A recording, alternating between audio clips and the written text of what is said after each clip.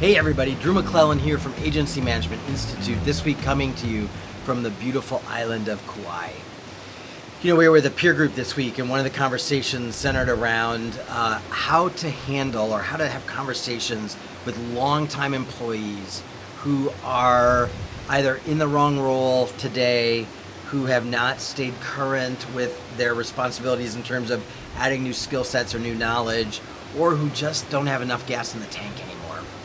And you know, it's such a challenging position to be in, because this is somebody who's been with you for a long time, has been loyal, oftentimes for many of you is somebody who's been with you since the beginning when you started your agency.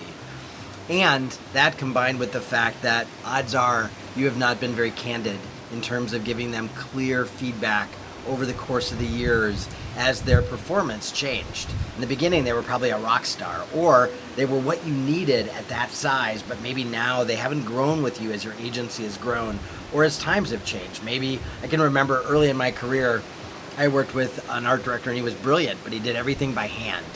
And he had no desire ever to learn any software on a computer that would replace what he could do by hand.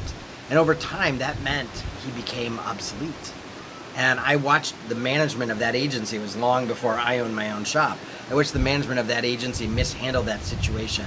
And I watch many agencies today mishandle that situation, that conversation.